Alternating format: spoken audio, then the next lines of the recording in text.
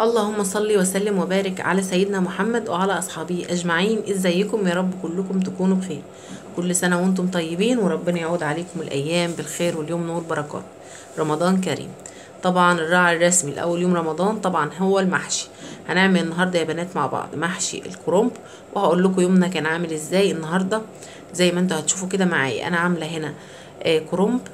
تمام. اول حاجه بجيبه كده وبقطعه، بخليه خالص كده وبشيل الراس دي خالص، وبقطع الورق الاخضر الاول، وباجي كده في النص وبقورها بالشكل ده. برجع بعد كده بحطها في قلب الميه السخنه، بتطلع معايا بمنتهى السهوله. انا دلوقتي هحطها في قلب الحله زي ما انتوا هتشوفوا كده معايا. هتطلع بصوا بتستوي بسرعه وبتبقى جميله وورقها بيكون مشدود. مهما اقول لكم يعني شايفين انا حاطه هنا في الميه ايه؟ حاطه ميه سخنه وحاطه فيها ملح وحاطه كمون. بس ده اللي انا بحطه فيها. بحط في الميه ملح وكمون بس مش اكتر من كده. الكمون ليه؟ الكمون بيبقى طعمه حلو قوي مع الكرنب، وكمان عشان الانتفاخ. تمام. شايفين يا بنات انا مسافه ما حطيت الكرنبايه بصوا بسرعه فتحت كلها زي الورده. شايفين؟ بصوا بتشيليها كده هوا. بشيلها من هنا وبحطها في قلب ميه بارده من الحنفيه على طول. يعني بعمل لها ايه؟ وقف ان هو ايه اكسده كده. تمام زي ما انتوا شايفين كده. بقلبها كده كمان مره، يعني اخد كده اللي على الوش وارجع على بقى بتقلبيها كده مرتين تلاتة مش اكتر من كده بس. زي ما انتوا شايفين كده. ما شاء الله اللهم بارك. بتستوي هوا هوا بسرعة، يعني جميلة جدا جدا. وبيكون مهما اقول لكم الورقة تلاقوها كده. بصوا شايفين الورق طالع ازاي؟ ما شاء الله اللهم بارك. بيطلع معاكم بمنتهى السهولة. شايفين الورق؟ انا بوريكم الورق ازاي، ولا يكون مستوي قوي ولا مهري قوي. حطيت كده الحله تاني على النار طبعا بعد ما فضيت منها الميه وغسلتها كويس، وبنزل كده بحته كده من اللي او الدهنه. تمام. بتدي ريحه حلوه قوي وبتعلي التست جدا بتاع المحشي بتاعنا. بتخليه يا بنات بجد طعمه تحفه تحفه تحفه. قطعنا كده حته زي ما انتوا شايفين بالشكل ده كده. وبعد كده هكمل احط عليها بقيته زيت. وهجهز بقى اقطع البصل بتاعنا، وبعد ما نقطع البصل بتاعنا هقول لكم هنعمل ايه في تركاتنا مع المحشي بتاعنا.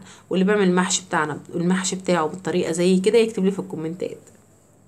شايفين ما شاء الله الدهنه او اللي هي اللي انت بتحطيها في المحشي دي بتخلي طعمه تحفه بجد يا بنات. طعمه بيكون خطير قوي. تمام.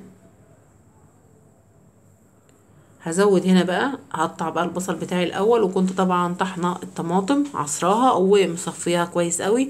ودلوقتي هنزل بالبصل كده احطه في الكبه. تمام. كميه بصل كده كويسه. المحشي بيحب البصل والثوم قوي يا بنات. تحطي له بصل وثوم هيطلع معاكي جميل قوي.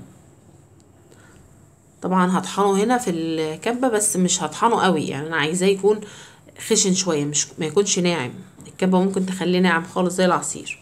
زودت كده الزيت، وطبعا لميت بقى كل الدهنه اللي كانت موجوده اللي لسه منها حاجات اللي نشفت وطبعا رميتها. ودلوقتي حطيت الزيت ونزلت كده بالبصل، وهفضل بقى ايه اقلب في البصل لغايه لما البصل بتاعي لونه كده يتغير ويظبط معايا زي ما انتوا هتشوفوا كده. تمام. اليوم طبعا كان في حاجات تانية كتير في زي الكنافة. انا عملتها معاكم قبل كده في فيديو، وعملنا برضو القطايف وصوابع زينب. كل الحلويات دي طبعا لازم تكون موجودة على سفرة رمضان. الحاجات دي كلها موجودة بس في فيديوهات تانية. انا حاولت ان انا افصل الفيديوهات عن بعضها، ما احطش يعني ايه الحاجات اللي انا عملتها قبل كده متكرر.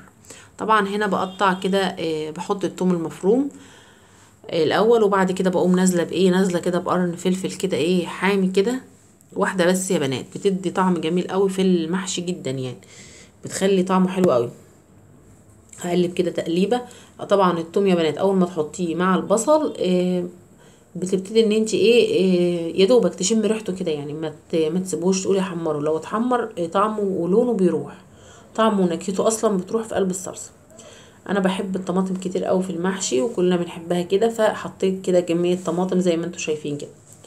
هنزل بقى بعد كده بالبهارات بتاعتنا.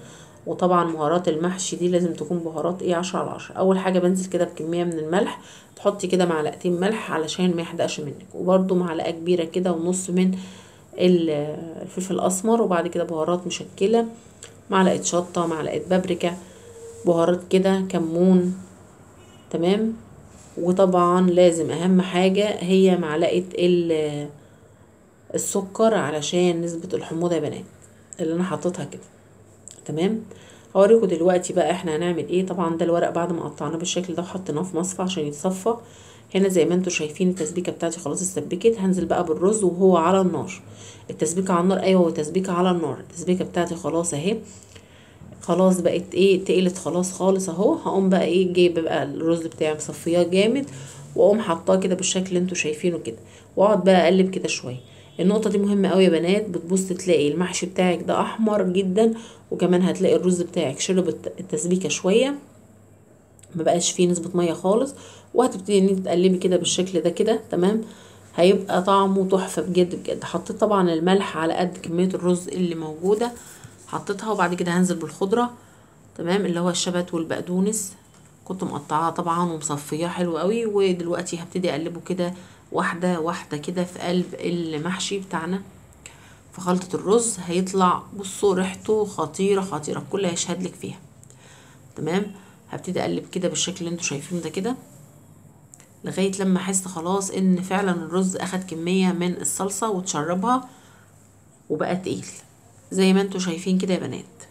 ما شاء الله اللهم بارك. بيكون طعمه حلو قوي. اول ما يبتدي ان هو تحس ان هو هيغلي كده، تقوم طافيه عليه على طول واخداه مفضياه في حاجه واسعه اللي انتي هتلفي طبعا بعد كده المحشي بتاعك زي ما انتوا شايفين كده. ما شاء الله اللهم بارك، ولا حول ولا قوه الا بالله. بجد بجد حاجه جميله قوي يا بنات، وطعمه بيكون تحفه. الوصفه دي خطيره بجد والله. اعتمديها كده وباذن الله هتشرفك قدام كل ضيوفك. شايفين ما شاء الله اللهم بارك. هاخد بقى ده افضيه كده في صينيه كبيره، ونفس الحله اللي انا عملت فيها هفرش فيها كده زي ما انتوا شايفين العيدان الخضراء والحاجات اللي هي العيدان اللي بتبقى في الكرنب والكلام ده، وهاخدهم بقى واروح احشيه. شوفوا بقى انا هنا بوريكم انا بحشي ازاي. شايفين الورقه طويله بقطعها كده، وهنا برضو من بعيد بالشكل ده. هنرصص بقى في الحله بتاعتنا. شايفين هنا بقى هنعمل البطل معانا في النهارده، وهو البط. طبعا يا بنات انا مقطعه كده يعني 4 بصلات كده او 5 في الكبه، ومنعماهم وحطيت عليهم ملح وفلفل اسمر وشويه، يعني بصوا حاجات لا تذكر كده، يعني الفلفل الاسمر والكمون لا تذكر، حاجات كده يعني ايه، حاجات صغيره قوي تمام. وهبتدي كده احط برضو معلقه من الزيت كويس او معلقه من السمنه تمام. وهبتدي كده اولع عليهم النار على نار هاديه خالص. ايوه هولع عليهم النار كده. بقى طريقه المرته اللي هي ايه اللي بيقولوا عليها المرته الدمياطي تمام. الحله دي انا هعمل فيها ايه؟ دي هعمل فيها حته فرخه، لان مش كل الناس بتحب البط. في ناس بتحب الفراخ وفي ناس بتحب البط، بس النهارده احنا مش هنشتغل بسمنه، احنا شغالين بزيت تمام. هحط كده الحله، واول ما احس ان الحله بتاعتي سخنت هنزل بيها كده بفص مستكه وشويه حبهان مطحون. طبعا لو جربتوا الحبهان المطحون يا بنات استحاله هتشتغلوا بالحبهان الصحيح خالص. هنا طبعا كان البصل بتاعنا شغال، وهنا حطيت ورق اللورة، وحطيت قلت لكم الحبهان المطحون، ونزلت كده بالفراخ اللي متقطعه حتت صغيره، وهنزل كده بحبه من الملح وحبه من الفلفل الاسمر وبصلايه صحيحه زي ما هي تمام. وطبعا الميه هتكون غلت هحطها عليه. طبعا هنا يا بنات انا بعد ما البصله هنا تحس ان هي دبلت شويه، بقت يعني مستويه شويه، هحط عليها الزبيب بتاعنا. حابه تحط زبيب، حابه مش حابه مش مشكله خالص تمام. هبتدي كده اقلب فيه. البط كان مغسول وزي الفل. ودلوقتي هبتدي ان انا طبعا احشي البط بتاعي. حشيته وقفلته طبعا بالخل.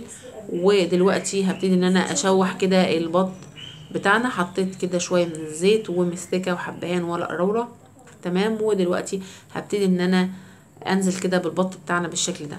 شايفين ما شاء الله ولا حول ولا قوه الا بالله. بجد يا بنات بيكون تحفه وطعمه خطير. هقلبه كده يمين وشمال بالراحه، وهنزل بقى بقيه الحاجات بتاعه البط بتاعتنا التحابيش بتاعته. وكنت طبعا عاينه معلقه من المرتة اللي كانت بتاعه البط، هحطها كده وانزل بالميه السخنه اللي بتغلي بالشكل ده كده، وهغطي على البط بتاعنا وارجع تاني ازوده ميه تاني كمان شويه.